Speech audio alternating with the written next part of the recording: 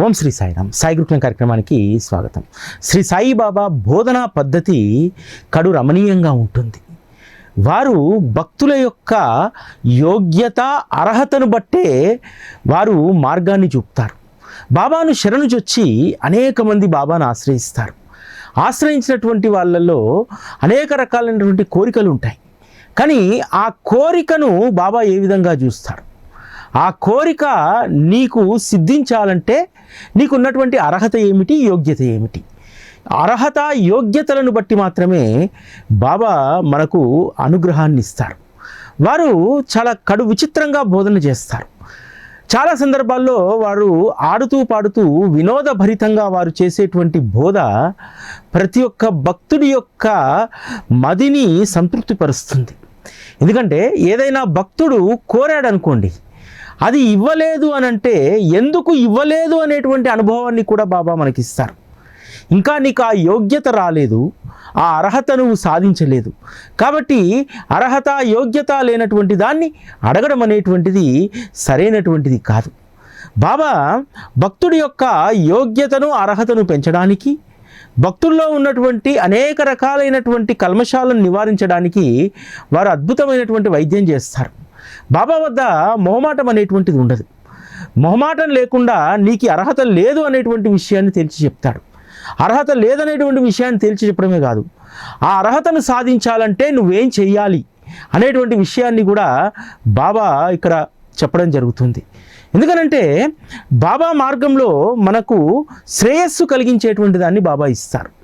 ఆ శ్రేయస్సు కలిగేది మనం పొందేటప్పుడు కొంచెం బాధ అనిపిస్తుంది. ఎందుకంటే ఎంతో ఓపిక ఉంటే తప్ప, ఎంతో శ్రద్ధతో ఉంటే తప్ప మనము ఆ శ్రేయస్కరమైనటువంటి దాన్ని మనము పొందలేము. బాబా చెప్పినటువంటి దాన్ని మనం అర్థం చేసుకోలేము.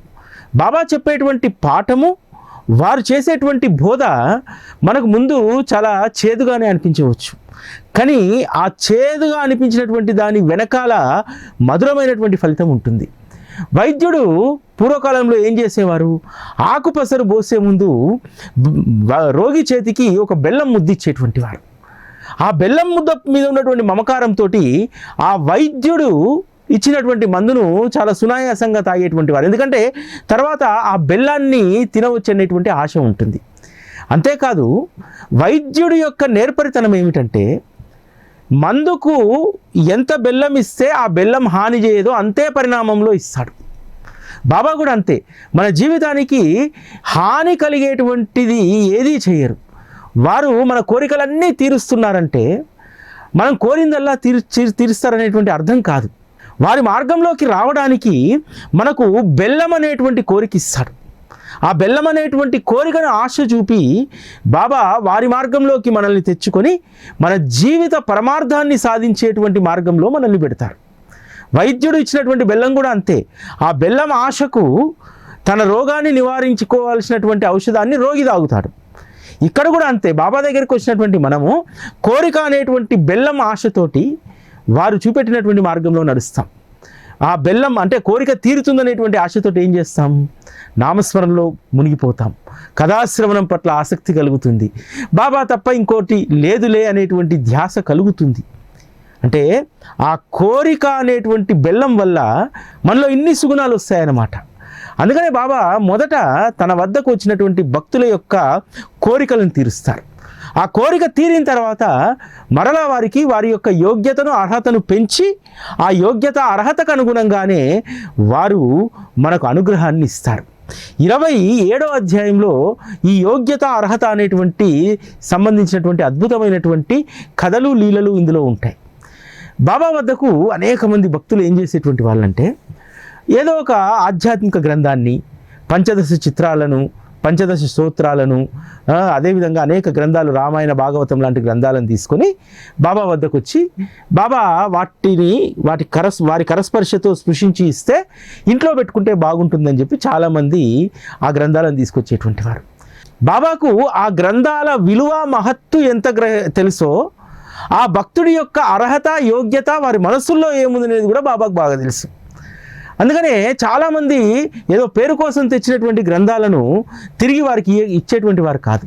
ఎందుకంటే ఆ గ్రంథము పారాయణ చేయాలనేటువంటి ఆసక్తి, అదేవిధంగా యోగ్యత లేనటువంటి భక్తుడికి ఆ గ్రంథం ఇస్తే ఆ గ్రంథం నిరుపయోగంగా మారిపోతుంది. కాబట్టి బాబా ఏం చేసేవారంటే చాలా గ్రంథాలను శ్యామాకిచ్చి, శ్యామా ఇది మన వద్ద పెట్టుకో అని చెప్పేటువంటి వారు.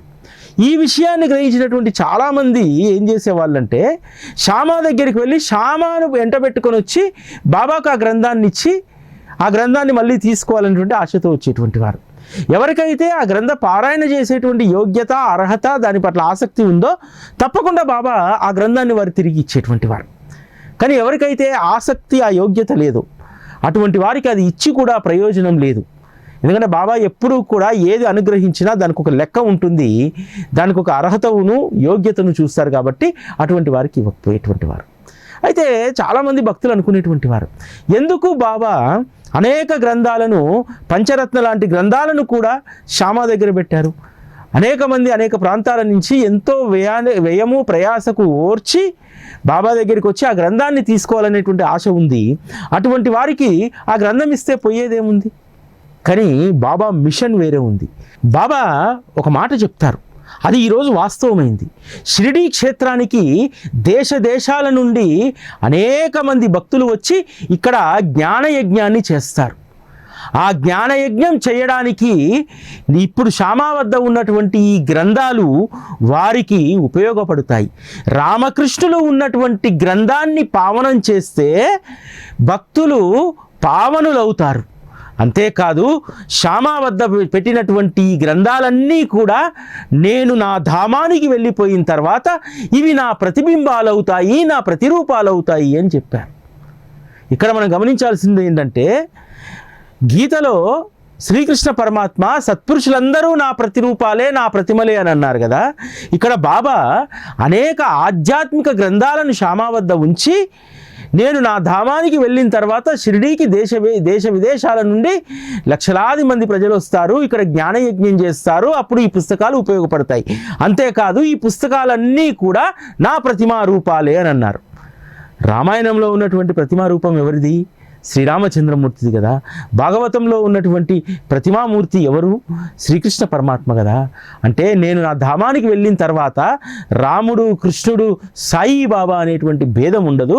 ఈ పుస్తకాలన్నీ కూడా నా ప్రతిబింబాలే అవుతాయి. కాబట్టి ఇవి జ్ఞాన యజ్ఞానికి ఇవి ఉపయోగపడతాయి. నేను నా ధామానికి వెళ్ళిన తర్వాత శ్యామ ఈ గ్రంథాలను నా ప్రతిబింబాలుగా ఇక్కడికి వచ్చేటువంటి వారికి జ్ఞానయజ్ఞానికి సహకరిస్తాడు. ఆ జ్ఞానయజ్ఞానికి ఈ గ్రంథాలు ఉపయోగపడతాయి అని చెప్పి బాబా చెప్తారు. ఇక్కడ మనం గమనించాల్సింది ఏంటంటే బాబా తమ ధామానికి వెళ్ళిన తర్వాత కాదు, బాబా సాక్షాత్తు శరీరంతో ఉండగానే అనేక ఆధ్యాత్మిక గ్రంథాల పారాయణ శ్రవణం షిర్డీలో జరిగింది. ఏకనాథ భాగవతం, భావార్థ రామాయణం, జ్ఞానేశ్వరి, పంచరత్న ఇటువంటి అద్భుతమైనటువంటి గ్రంథాలను బాబా ఇక్కడ పారాయణ చేయించారు. బాబా సనాతన ధర్మాన్ని, సనాతన గ్రంథాలను, పరమ పవిత్రమైనటువంటి రామకృష్ణుల యొక్క చరిత్రలను వారు చదివించినంత శ్రద్ధగా మరే సత్పురుషులు మరెవ్వరూ కూడా భక్తుల చేత పారాయణ చేయించలేదు, శ్రవణం చేయించలేదు. అందుకనే ఆ రోజు బాబాను ఆశ్రయించినటువంటి భక్తులు రామకృష్ణులకు, సాయిబాబాకు తేడా లేదనేటువంటి భావంతో బాబా ఏ శ్రవణాన్ని, ఏ పారాయణను నిర్దేశిస్తే ఆ పారాయణను చాలా నియమబద్ధంగా చేశారు. వారు పునీతులయ్యారు. అనేక మందికి శ్రవణం చేయించి వారి జన్మలను తరింపజేశారు. ఆ రోజు శ్రీ సాయి సచ్చరిత లేదు. కేవలం రామకృష్ణుల యొక్క చరిత్రలను, వారి పవిత్ర గ్రంథాలనే బాబా పారాయణ కోసం ప్రోత్సహించారు. బాబా మహాసమాధి తర్వాతనే పుణ్య గ్రంథరాజ్యమైనటువంటి శ్రీ సాయి సచ్చరిత మన చేతికి అందింది. అప్పటి వరకు భక్తులకు సనాతనంగా ఉన్నటువంటి భగవంతుడి యొక్క చరిత్రలను పారాయణ చేయించారు. దీన్ని బట్టి మీరు అర్థం చేసుకోండి, బాబా దేనిని ప్రోత్సహించాడు, దేనిలో బాబా ఉన్నారు. బాబానే స్వయంగా చెప్పాడు కదా, ఆ రామకృష్ణ చరిత్రలే నా ప్రతిరూపాలు, నా ప్రతిబింబాలు అని చెప్పి. మనము బాబాను వేరుగా చూడడం అనేటువంటిది అంటే ఇప్పుడున్నటువంటి కాలమాన పరిస్థితులకు అనుగుణంగా బాబా అందరి వాడయ్యాడు. అన్ని మతాలు, ధర్మాల వారు బాబాను ప్రేమిస్తున్నారు. అందుకనే బాబాను సనాతన ధర్మంలో లేడు, సనాతన దైవం కాదు అని అంటున్నారు. సనాతన దైవం, సనాతనం అంటే ఒకదానికి పరిమితమయ్యేటువంటిది కాదు. సనాతనం చాలా విస్తృతమైనటువంటిది. బాబా సనాతన ధర్మంలో లేకపోతే ఏమిటి?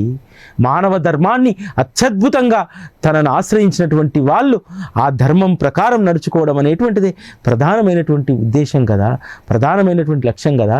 ఇదే కదా జీవుణ్ణి తరింపజేసేది. చాలు, దీనికోసము ఎవరు ఆరాట పడాల్సిన అవసరం లేదు, పోరాటం చేయాల్సిన అవసరం లేదు.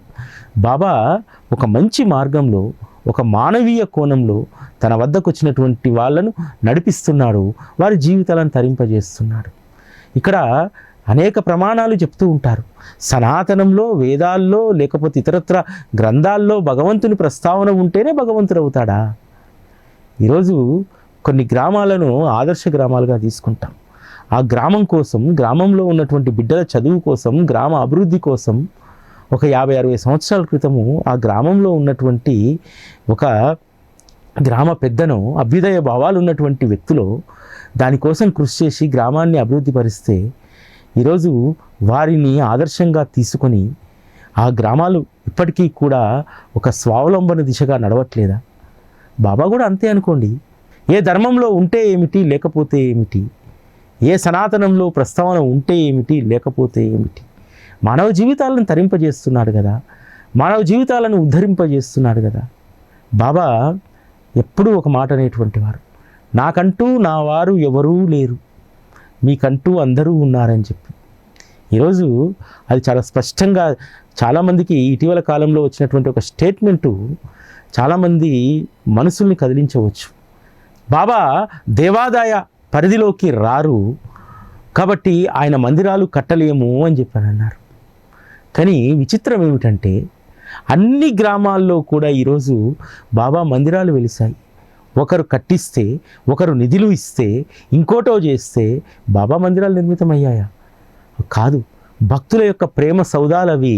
భక్తుల ప్రేమయే పెట్టుబడిగా, వారి ఆప్యాయత అనురాగాలే దక్షిణగా నిర్మితమైనటువంటివి.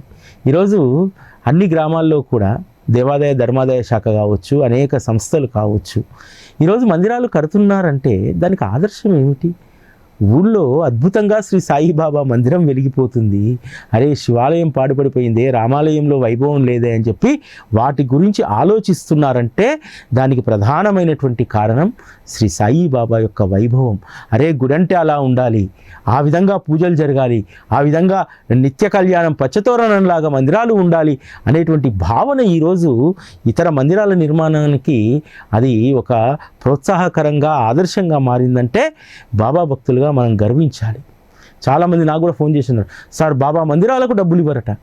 డబ్బులు ఇప్పటి వరకు ఏ ప్రభుత్వమైనా, ఏ ఆర్గనైజేషన్ అయినా డబ్బులు ఇస్తే బాబా మందిరాలు కట్టుకున్నామా?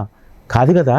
మన యొక్క పైసా కూడబెట్టి మన ప్రేమను రంగరించి కట్టుకున్నటువంటి మందిరాలు. దాని గురించి ప్రత్యేకంగా మాట్లాడాల్సినటువంటి అవసరం లేదని చెప్పి నేను కూడా దాని గురించి స్పందించలేదు. ఎందుకంటే ప్రతి సాయి భక్తుడి యొక్క మనస్సుకు తెలుసు బాబా మందిరాలు ఎలా నిర్మితమయ్యాయి, బాబా ఏ విధంగా వారి వైభవాన్ని పెంచుకున్నారనేటువంటి విషయం. కాబట్టి బాబాకు సంబంధించినటువంటి ఇటువంటి వచ్చినప్పుడల్లా చాలామంది చాలా కలవరపడుతూ ఉంటారు. నేను ఆ విషయంలో ఐ ఫీల్ ప్రౌడ్. ఎందుకంటే నా సద్గురువు భిక్ష అనేటువంటి వృత్తిని తీసుకొని వచ్చాడు, కానీ తన మందిరాన్ని కట్టడానికి ఏ సంస్థ వద్దకు వెళ్ళి దేహి అనలేదు, ఏ సంస్థ కడుతుందనేటువంటి దాంతో బాబా ఎదురు చూడలేదు, భక్తులను జాగృతం చేశాడు. ఈరోజు బాబా మందిరంలో జరిగేటువంటి సేవలు అనేక సేవలకు ఆదర్శంగా ఎందుకు మారుతున్నాయి? గురువారం పూట అన్నదానం జరుగుతుందంటే ఈరోజు శివాలయాల్లో పౌర్ణమికి అమావాస్యకు అన్నదానాలు ప్రారంభమయ్యాయి తెలుసా? శనివారం పూట వెంకటేశ్వర స్వామి మందిరాల్లో ఈరోజు అన్నదానాలు ప్రారంభమయ్యాయి. ఎందుకు? ఏది ఆదర్శం? దేనిని చూసి స్ఫూర్తిని పొందారు? గురువారం పూట బాబా మందిరానికి వెళ్తే భోజనం పెడతారనేటువంటి ఆ సత్సాంప్రదాయాన్ని ఈరోజు అన్ని మందిరాల్లో నెలకొల్పాలని చెప్పి చూస్తూ ఉన్నారు. ఈరోజు ఆధ్యాత్మిక మార్గానికి సాయిబాబా ఒక ఆదర్శం. బాబా మందిరం ఇంత అద్భుతంగా వెలిగిపోతుంది, శివాలయం కూడా వెలిగిపోవాలని చెప్పి ఆ స్ఫూర్తితోటి ఈరోజు శివాలయాలు మళ్ళీ పునర్వైభవానికి వస్తున్నాయి. అనేక ఆలయాలు, రామాలయాలు, హనుమాన్ ఆలయాలు, గ్రామాల్లో ఉన్నటువంటి అనేక ఆలయాలు ఈరోజు పునర్వైభవాన్ని సంతరించుకోవడానికి శ్రీ సాయిబాబా మందిరాలు ఆదర్శం.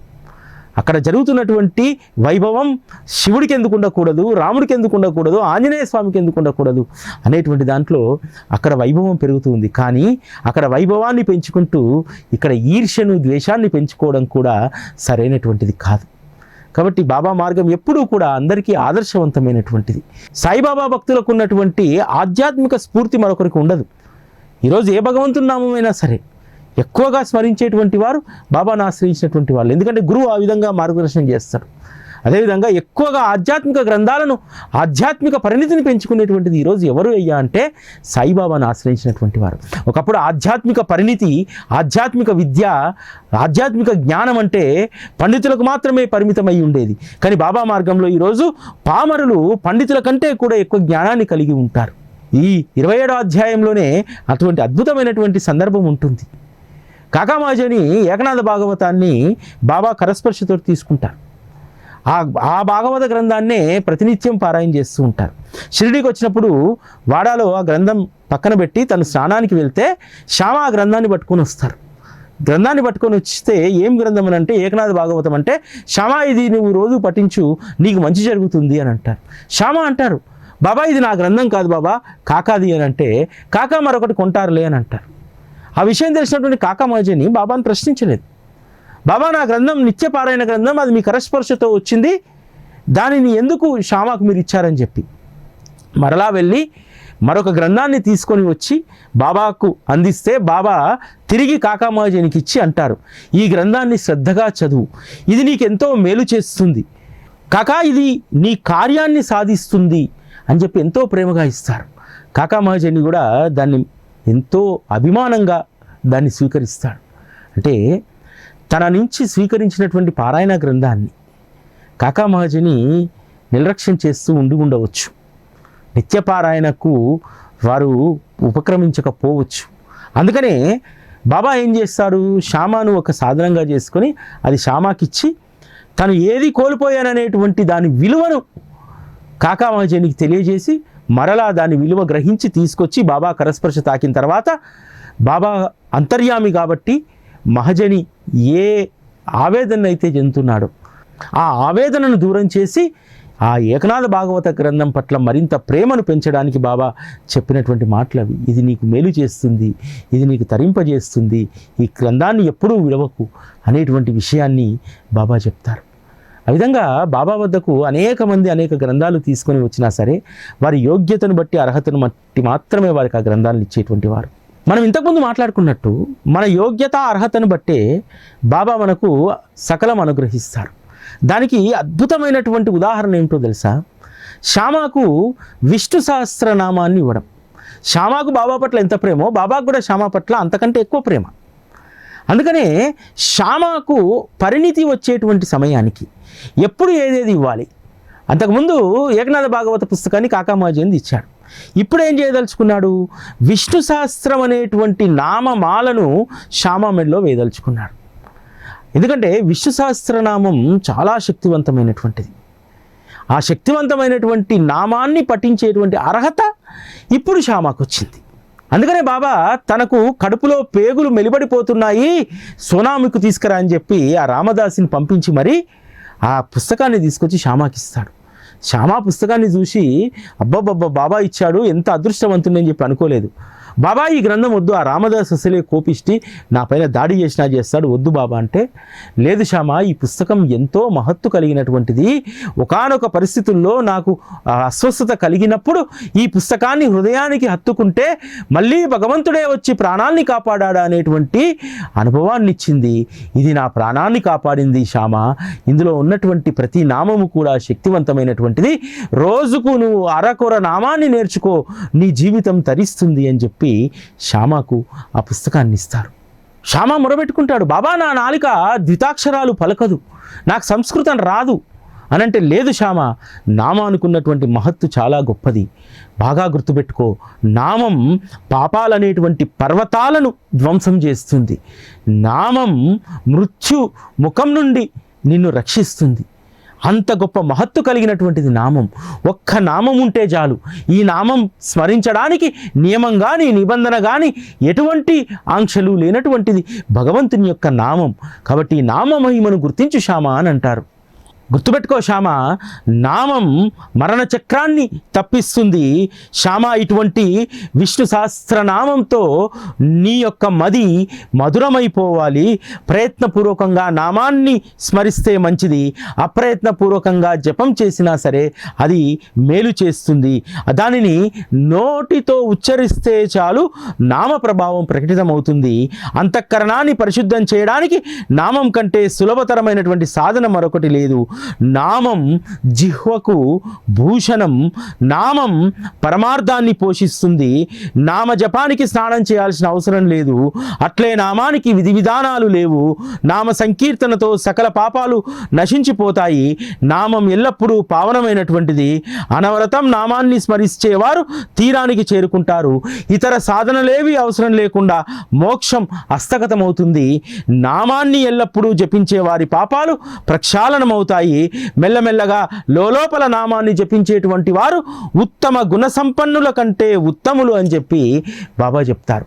నామ వైభవాన్ని బాబా చెప్పినట్టుగా మరే దైవము కూడా చెప్పలేదు. నామం వల్ల ఎన్ని ప్రయోజనాలు. మనం అనుకుంటాము భగవంతుని నామస్మరణ చేస్తే భగవంతునికి ప్రీతి కలుగుతుందని చెప్పి. భగవంతుని యొక్క నామం భగవంతునికి ప్రీతి కలుగుతుందో లేదో నాకు తెలియదు, కానీ మనల్ని ఉద్ధరించడానికి ఒక్క భగవంతుని నామం చాలు. పాప ప్రక్షాళనకు అది మనకు ఒక పుణ్యతీర్థమవుతుంది నామం అనేటువంటిది. అదేవిధంగా మన జిహ్వకు అది భూషణమవుతుంది. ఎలాగో తెలుసా, ఈరోజు మనం ఎంతగానో ప్రేమించే శ్రీ సాయిబాబా నామం ఎప్పుడు మన జిహ్వ పైన ఉంటుంది. ఎవరినైనా పలకరిస్తే సాయిరామ్ అంటాము, ఎవరినైనా పిలవదలుచుకుంటే సాయి అని పిలుస్తాము. ఇంతకు మించినటువంటి జిహ్వకు భూషణం, ఆభరణం మరొకటి ఏమి ఉంటుంది? పై కనిపించేటువంటి ఆభరణాలు ఇవాళ ఉంటాయి, రేపు వెళ్ళిపోతాయి. కానీ జిహ్వకు ఉన్నటువంటి నామం అనేటువంటి ఆభరణం ఎప్పటికీ తరిగిపోయేటువంటిది కాదు, తస్కరించేటువంటిది కాదు. అంత గొప్పది నామం. ఈరోజు మనందరి జీవితాలు శోభిస్తున్నాయంటే నామమే. ఆ నామాన్ని ప్రయత్నపూర్వకంగా అప్రయత్నపూర్వకంగా మనం పలుకుతూనే ఉంటాం. అందుకనే మన పాప ప్రక్షాళన జరిగి మనము సుఖవంతమైనటువంటి ప్రశాంతవంతమైనటువంటి జీవితాన్ని గడపడానికి నామం మనకు ప్రధానమైనటువంటి ఆయుధంగా, అదే ఆలంబనగా మనకు మారింది. పాపాలనేటువంటి పర్వతాలను పడగొట్టేస్తుందట. ఎందుకంటే మానవుడు అనేక పాపాలనేటువంటి పర్వతాలను మోసుకొని ఈ భూమిపైకి వస్తాడు. ఆ పాపాలనేటువంటి పర్వతాల బరువుతో కృషించిపోతాడు. ఆ కృషించిపోయి బరువెక్కినటువంటి ఆ పాపాల పర్వతాలను ఒక్క నామస్మరణ పటాపంచలు చేస్తుందట, నిన్ను విముక్తుని చేస్తుందట. ఇంత అద్భుతంగా బాబా నామ యొక్క మహిమను తెలియజేస్తారు. విష్ణు సహస్రనామానికి బాబా ఎందుకు అంత ప్రాధాన్యత ఇచ్చారంటే, విష్ణు సహస్రనామంలో గొప్ప మహిమ ఉంది. ఏకనాథ్ మహారాజు గారి ఇంటి ఎదురుగా ఒక బ్రాహ్మణుడు ఉండేటువంటి వాడు. అతను ఎప్పుడూ కూడా అందరిని నిందిస్తూ కనీసం శాస్త్రంలో ఉన్నటువంటి సంధ్యావందనం కూడా చేయడు. అంతేకాదు ఏ భగవంతుని యొక్క నామాన్ని పలకడు. ఎప్పుడూ కూడా తను ఇతరులను నిందిస్తూ అసూయా ద్వేషాలతో ఉంటాడు. ఏకనాథ మహారాజ్ ఇంటికి అనేక మంది సాధువులు, సత్పురుషులు, జనులు అనేక మంది వస్తారు. ప్రతిరోజు కూడా అక్కడికి చాలా దూర ప్రాంతాల నుంచి వచ్చి ఏకనాథుల వారు చేసేటువంటి పారాయణని శ్రవణం చేస్తూ ఉంటారు. ఇంటి ఎదురుగా ఉన్నటువంటి ఆ బ్రాహ్మణుడు ఎప్పుడూ కూడా ఏకనాథుడు ఇంట్లో అడుగు పెట్టలేదు. కానీ ఏకనాథ్ మహారాజుకు ఆ బ్రాహ్మణుడి పట్ల దయ కలిగింది. ఒకరోజు తన ఇంట్లోకి ఆహ్వానించి విష్ణు సహస్రం అనేటువంటి నామాన్ని అతని చేతికిచ్చి రోజు ఒక నామాన్ని స్వయంగా ఏకనాథుల వారికి నేర్పించడం జరుగుతుంది. అంటే విష్ణు సహస్రనామం మనల్ని ఎంతో పునీతుల్ని చేస్తుంది, పావనులమైపోతాం. అందుకనే బాబా వద్ద కూడా ప్రతిరోజు విష్ణు సహస్రనామ పారాయణ షిరిడీలో జరుగుతుంది. బాబా భక్తులు అనేక మంది ఈరోజు కూడా విష్ణు సహస్రనామాన్ని వారి నామానికి భూషణంగా, అలంకారంగా చేసుకొని విష్ణు సహస్రనామ పారాయణ చేస్తూ ఉంటారు. ఆ విష్ణు సహస్రనామంలో ఉన్నటువంటి శక్తి అటువంటిది. అయితే శ్యామ రామదాసి విషయానికి వస్తే, రామదాసి వచ్చి ఎంతో ఆగ్రహంతో శ్యామ వద్దకు వెళ్తారు. నువ్వే నన్ను పంపించావు, లేకపోతే బాబా కడుపు నొప్పి రావడం ఏమిటి, నేను వెళ్ళడం ఏమిటి, బాబాతో అబద్ధం కూడా ఆడిచ్చావు, నువ్వు బాబాకు అత్యంత చనువుగా ఉంటావని చెప్పి అని దాడి చేసేంత ప్రయత్నం చేస్తాడు.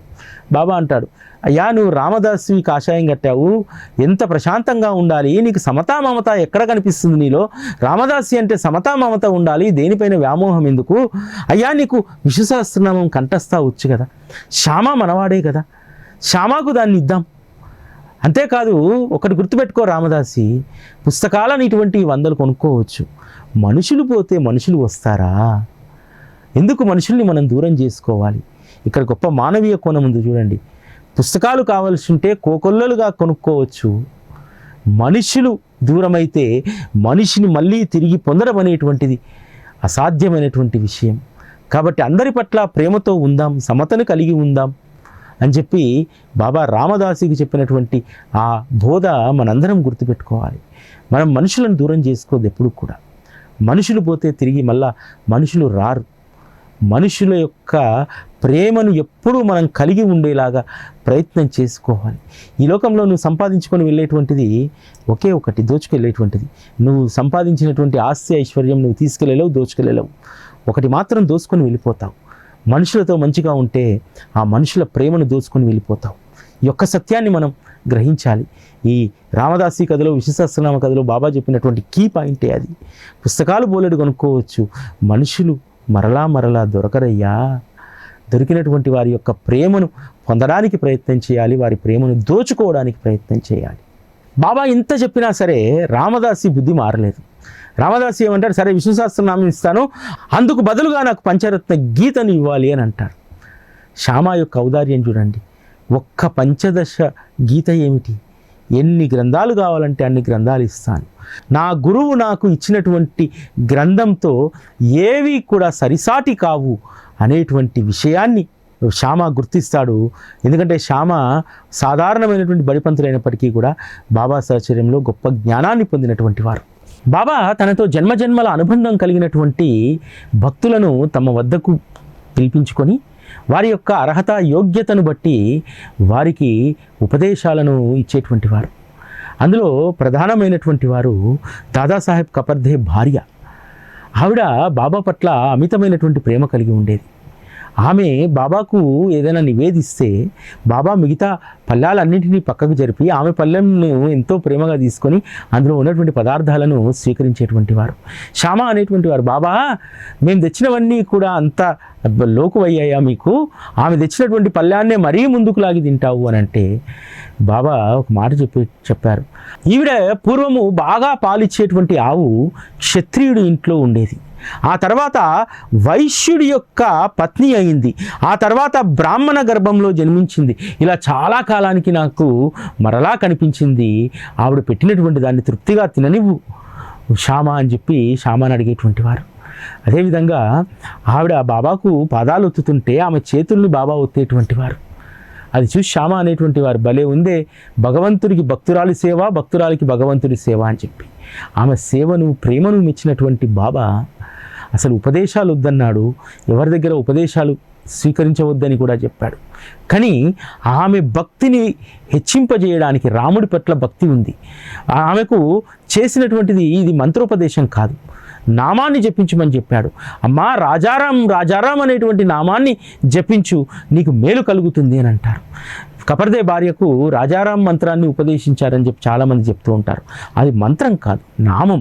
ఈ నామాన్ని చేసుకో అమ్మా, నీకు ఫలితం దక్కుతుందని చెప్పారు. అంతే తప్ప అది మంత్రోపదేశం కాదనేటువంటి విషయాన్ని ఇక్కడ గుర్తుపెట్టుకోవాలి.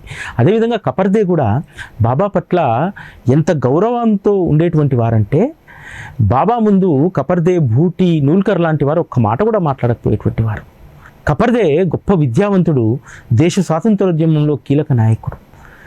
విద్యారణ్య స్వామి రచించినటువంటి పంచదశి అనేటువంటి గ్రంథాన్ని అలవోకగా వ్యాఖ్యానం చేయగలిగినటువంటి వారు. కానీ బాబా ముందు ఒక్కరోజు కూడా ఒక్క మాట మాట్లాడలేదు. ఎందుకంటే శుద్ధ బ్రహ్మ ముందు శబ్ద బ్రహ్మ ఏమి చేయగలుగుతాడు? ఆ విషయాన్ని కపర్దే గ్రహించాడు. బాబా కూడా అదేవిధంగా కపర్దేను అణువణువు కాపాడుతూ ఎటువంటి ఆ ప్రమాదం జరగకుండా అండమాన్లో జైల్లో జీవితాన్ని గడపాల్సినటువంటి కపర్దే జీవితాన్ని తమ సమక్షంలో ఆనందంగా గడిపేలాగా, గొప్ప అనుభూతిని పొందేలాగా చేశారు. కాబట్టి మనం ఈ అధ్యాయంలో గుర్తుపెట్టుకోవాల్సింది ఏంటంటే 27వ అధ్యాయంలో మన యొక్క యోగ్యత అర్హతను బట్టే బాబా నుండి మనం ఏదైనా పొందగలుగుతామనేటువంటి విషయాన్ని గుర్తుపెట్టుకోవాలి. ఇది ఈరోజు సాయి గురుకులం. మళ్ళీ రేపటి కార్యక్రమంలో కలుసుకుందాం. అప్పటి వరకు సెలవు. నమస్కారం.